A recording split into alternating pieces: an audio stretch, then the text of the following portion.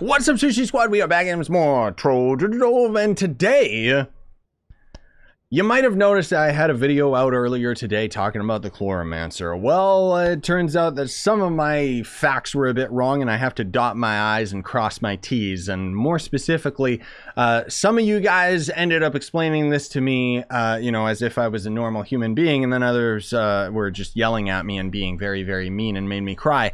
But I'm joking. Your persistence has paid off because I ended up doing some testing, and it turns out that yes, I was actually wrong about I was wrong about a few things with the Chloromancer, or more specifically, the developers didn't end up patching some of the stuff that they ended up saying that they did. So yeah, we'll go over the changes that happened with the Chloromancer with the Shadow Hunter update, which currently is not on console at the time that I'm recording this. I'm trying to rush this video out to you guys today to kind of replace the other one, but I think that we're going to be pleasantly surprised because apparently Chloromancer is still an absolute unit, despite the fact that the character ended up getting nerfed quite a bit.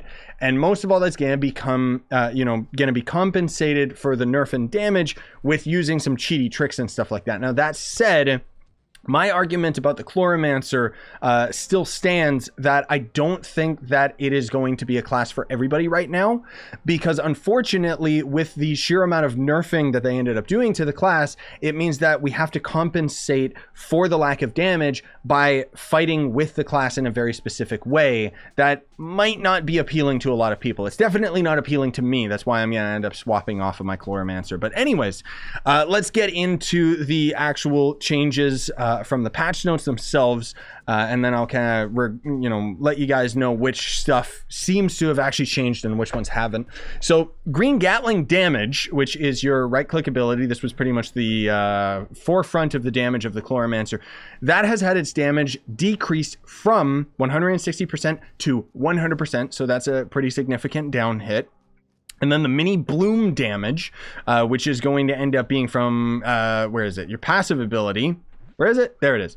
Mini blooms, basically, when you end up doing basic attacks, they have a chance to spawn these plants that'll end up exploding on enemies. It doesn't really do that much, but generally speaking, they've been nerfed from 450% damage to 375% damage. That's a pretty big decrease. Mini blooms have a lower chance of spawning as well, down from 20% to 10%. But this is the biggest point that ended up getting nerfed. That generally was what confused me so much and made me think, oh, Chloromancer bad, lol, is because the big green Gatling, so this is using the Gatling when you're in your ultimate ability, has had its damage decreased from 380% to 225%, so that's huge. The big green Gatling cooldown is now increased to 12 seconds, up from 8 seconds, and you can now only have 2 of them out at a time, down from 3. That is the little bit of information that is false, because I did end up testing it a little bit earlier in stream, and I had a couple other people say that they had the same thing happen, where it's very, very janky, and sometimes you can summon 3 turrets, sometimes you can't. It's very inconsistent with the code. And then on top of all of that, here's one of the big tricks to the Chloromancer and how it has its damage output. This is why it's one of the biggest boss killers. And I want to be clear about something. This is not how I play the character, because frankly speaking, I find this playstyle to be very boring. And so what I would end up doing with my Chloromancer is usually I would just brute force it. I would just go in, throw down all my plants and stuff, and just attack the enemy, right? And for the most part, that got the job done. But it doesn't anymore. And so now this is the required style of play if you're fighting Leviathans and stuff. Because what happens in Trove, this is just how minions are coded in the game, is, let's just say that we're using our ultimate ability and we can only throw down 2 of these at a time. Granted, it has to actually work properly. And then you'll notice that as soon as I end up throwing down an overabundance of them, it starts deleting the previous one, right? So, I mean, outside of our ult, we can still throw 3 down at a time.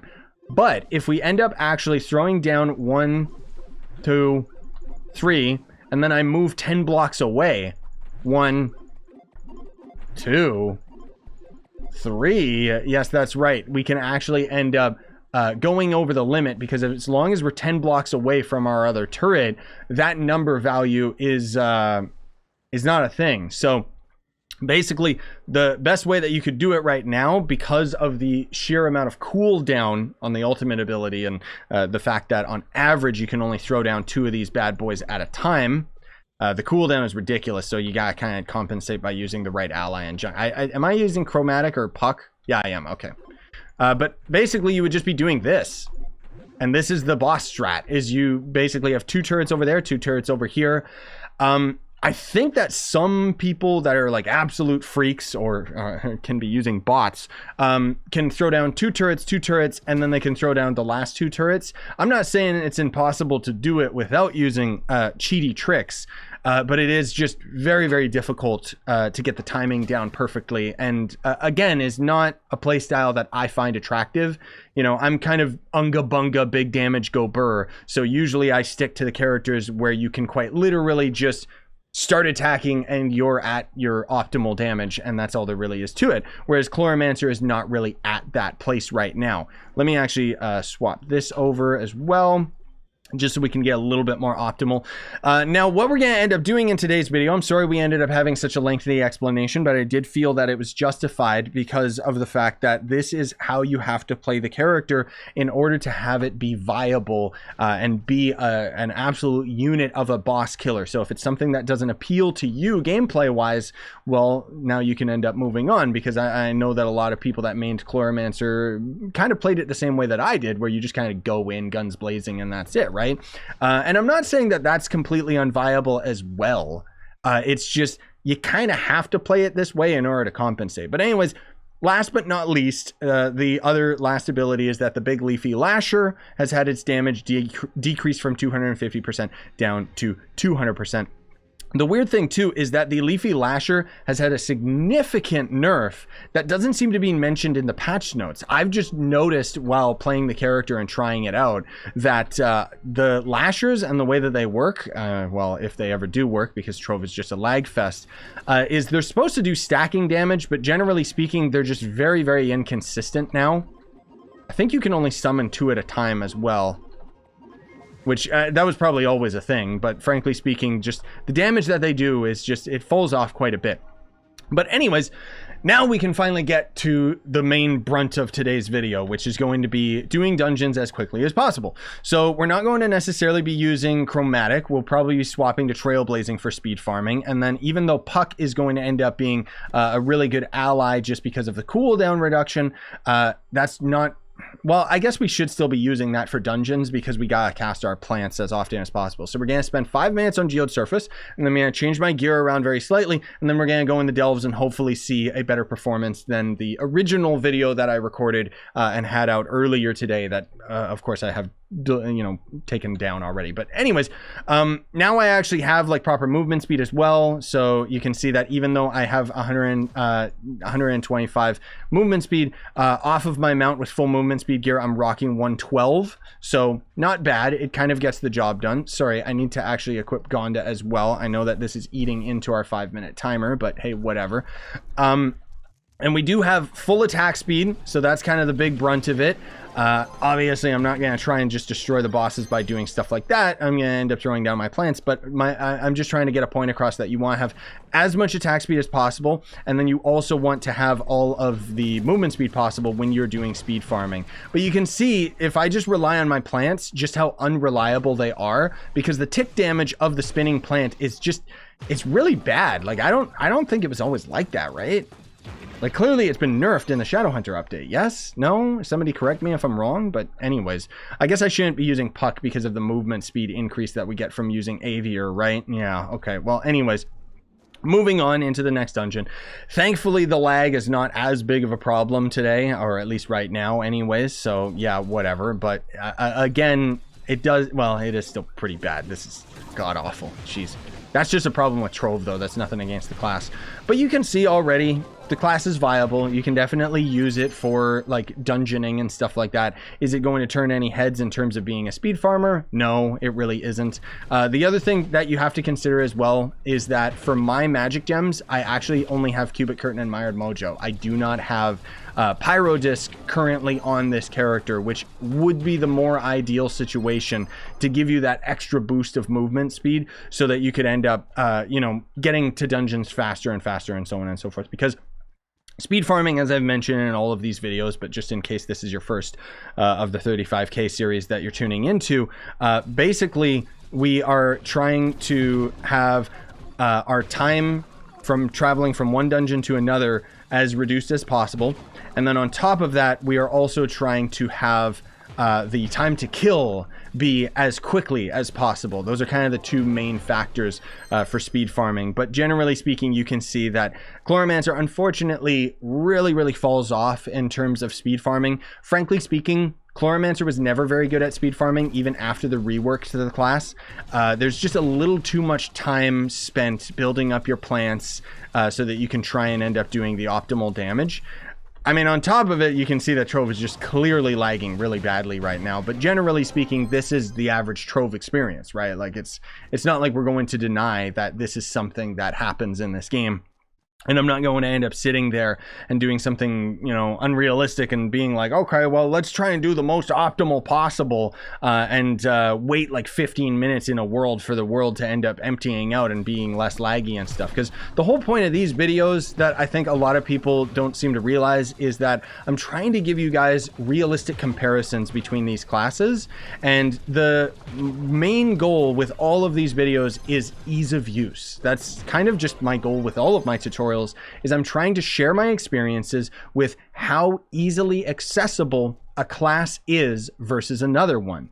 And that's kind of my main argument with the Chloromancer right now, and why I don't really like where it stands right now, because although you could argue, yes, it still definitely has the damage output, generally speaking, I still would say, I still would make the argument that the amount of steps that are involved with making the character output optimal damage versus something like, say, you know, Ice Sage or Shadow Hunter or even Dino Tamer, where you just pop off right away, ends up making it less accessible. And that's kind of where I have my biggest criticisms toward the current Chloromancer right now. But I mean, again, if it's your main class, you know, if it's your favorite class, then obviously you can take everything with a grain of salt. And I don't even know why you're watching this video, because frankly speaking, you're going to main the character anyways. And that's the main thing that I would always end up saying to anybody playing this game is whether or not a class is viable or, you know, good or whatever, doesn't really matter, because it's all subjective to whether or not you enjoy playing the character. And the whole point is that I fully acknowledge that as of right now, I don't like this Chloromancer. I liked the lazy one, where it just did so much damage that you didn't have to think. That's why I am prone to using characters like the Shadow Hunter and so on and so forth, because frankly speaking, Shadow Hunter is, I would argue, more accessible than the Chloromancer is right now, and in my opinion would be better than the Chloromancer as a class that is approachable, something that you want to just start playing the game and just go right away, do optimal damage, there you go.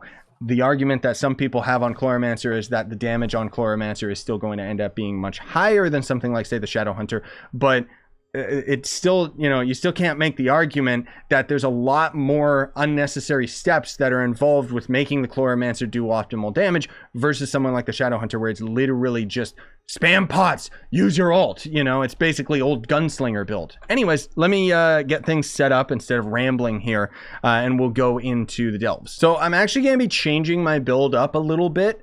We're still going to be using Berserk Battler, because obviously the main goal of anybody that's using the Chloromancer is that you want to be a boss killer, which means that you have to have the most optimal damage possible. However, if we're doing the delves, and it would be like, you know, if we're trying to main the Chloromancer for the delves, I'd say Vampirium is probably going to be a better option, just because it's going to give you more survivability. Because in the other video that I recorded about the Chloromancer and it underperforming, most of all the survivability is what was very lacking in the delves. So I'm hoping that it was just a coincidence that we ended up generating a really bad delve. But I'm going to compensate a little bit by having Aviar as our ally instead of Chromatic, because again, it's about survivability rather than cooldown, at least when we're dealing with the hordes of enemies. As soon as we get to the boss, I'll end up changing that around ever so slightly. I'm going to be using Unyielding and Arcane because we need to have the damage output to keep ourselves alive long enough, or rather kill enough enemies quickly enough that we don't end up running out of pots. That's kind of the struggle with the deep delves, right? And then for all of our gear, I've actually swapped it over. I was using a movement speed attack speed combo, but now I'm using attack speed and crit damage. And I'm also gonna actually swap the movement speed off of the staff into energy regen, I suppose. Actually, you know what? Energy regen shouldn't be that big of a deal. Let's try it with crit damage and see how that fares. I hope that ends up working out. But yeah, I'm hoping that we have a little bit more survivability, and that's kind of the main thing here. I guess we could be using Lunar as well, but see, this is again leading into my same argument where there is a lot of steps that I'm having to take to end up making the Chloromancer like actually do good, you know? Oh, actually, you know what? I can't use anything other than the Knight subclass because it gives me more flasks. Anyways, let me get things all set up and we'll just hop in the delve.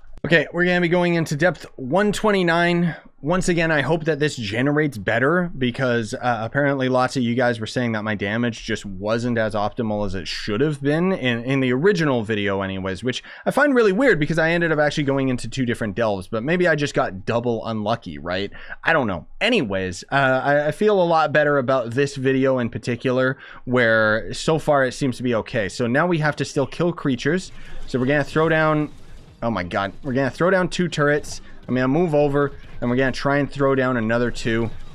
Unfortunately, the survivability of the character is still pretty darn bad, as you can see, and trying to end up having the optimal damage output is just, it's not working as good as I was hoping it would. Like, I don't know if these enemies are just resistant or what, you know, but the whole point is that you're supposed to be kind of consuming your flask constantly in order to deal, like, the optimal damage. And so that's the whole thing is, like, Chloromancer sucks in delves. Unfortunately, it just seems to be a sad fact. Now, that said, am I going to be able to deal with the boss? Yes, most definitely. I think that our damage output is fine. It's just that the turrets are just so god-awful stupid that they end up missing their mark all of the time. And unfortunately, I'm constantly having to cast, you know, not only cast my abilities, just constantly draining my energy, but I also need to be using my flask a lot more. I'm kind of reliant on it. Which is kind of the part that's a little bit weird and disappointing when we think about it, because I'm already way too low on my flasks, considering that if I literally just swapped all of my gems and everything over to the Pirate Captain, frankly speaking, it would just outperform. I already ended up recording the Pirate Captain video before I recorded this video, so that's just out there, just as a heads up. I don't want you guys to do your slam bam into me. Thank you very much. Please stay out of the way. I can't believe that I have to use stupid tactics like this just because I do not have the survivability. Again, if I had Vampirium gem, I think that would really make the difference with how long I could end up surviving while fighting all of these enemies. And that's kind of the big thing, again, is that survivability is very, very important when it comes to the delves. And as of right now, Chloro just doesn't really have what I'm looking for, you know? Like, I'm not smelling what it's selling. That's a weird flower pun. Okay, yeah, I know, very strange, but hey, whatever. Anyways, I'll try my best to get through this, but it does seem like I'm gonna have to do stupid tactics here and there, especially just because these enemies are really trying to get away from me, which is very, very annoying. Now, I do think that because of the way that I'm playing Chloro right now, energy regen on the weapon is probably more ideal, but I just thought that, like, ideally I wanted to have as much damage as possible, but it doesn't seem like the damage fall off just isn't really accommodating for it. I still think we'll be able to get through this okay, but it might be a little bit tighter than expected just because of the flask that I'm constantly draining and so on and so forth, which, yeah. The other thing too is I know lots of people always like to make the argument, oh, you're not supposed to be doing the delves solo, and to that I say, it's not so much that, like, I'm not trying to necessarily make the point of trying to solo with a class specifically.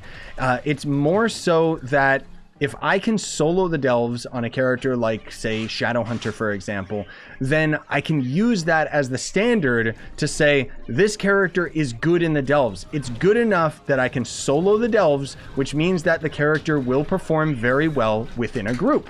Whereas something like this, where the character is clearly underperforming, and in this rare occasion, I would say that Chloromancer would actually be very reliant on a group, rather than being able to solo this, because I need to have other people around to kind of compensate for the sheer amount of damage that I'm taking, and the fact that my plants are not giving me enough survivability to deal with these guys. I mean, we also just generated like really, really bad enemies, but again, the argument that I could make is if I just literally swapped all of my gems over to somebody like the Ice Sage, I would have more survivability and have more damage for something like this. Obviously, because Chloromancer is supposed to shine versus a boss, which we'll get to see momentarily. Okay, so here we go into the boss room. I, again, am not 100% used to how I'm supposed to be fighting this guy, but let's try and get things set up properly.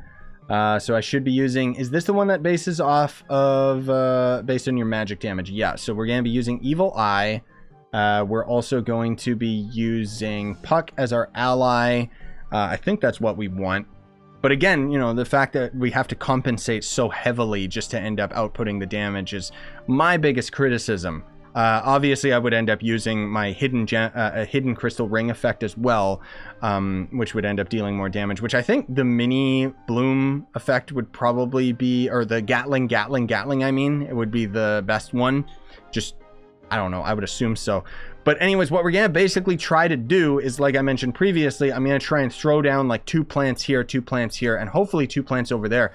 But unfortunately, I am going to be very reliant on my...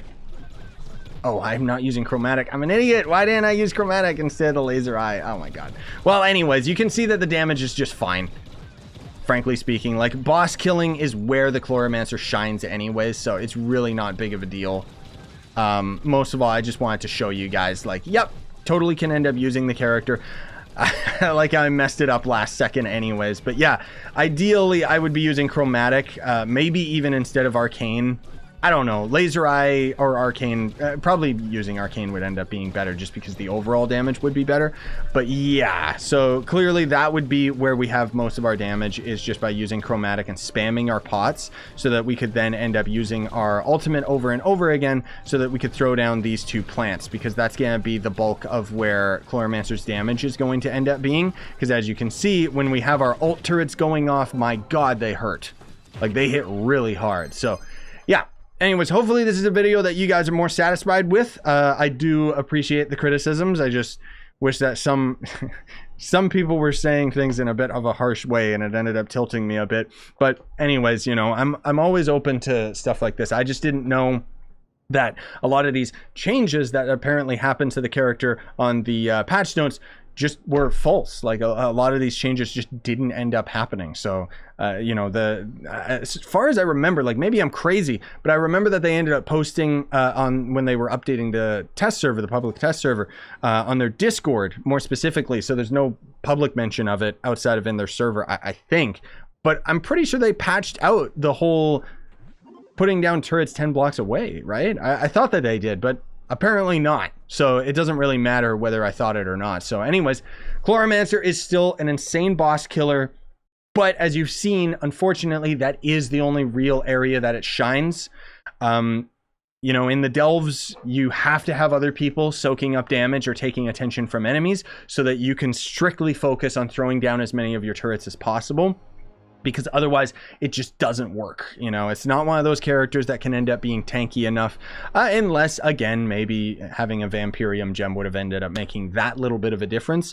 But I want you guys to keep in mind, again, that the other video that's going to be coming out talking about the Pirate Captain, I was literally using the same gems and the same gear and the same setup on my Pirate Captain, and it just was so much more viable in terms of, you know, dealing with delves and so on and so forth. But I think that's also just because a lot of people undercredit where the pirate captain is right now, and it ended up being a pretty substantial rework. I'm not saying that you can't use Chloromancer for delves or anything. I'm just saying that personally, I wouldn't really recommend it if you're flying solo. If you're flying in a group and they're taking aggro and stuff like that, then, I mean, frankly speaking, you could use any class that you want. And you should always end up using the character that you enjoy the most. Anyways, thanks for watching. Smash like, sub for more, buy the merch you want to support the channel, and have yourselves a wonderful day, ladies and gentlemen.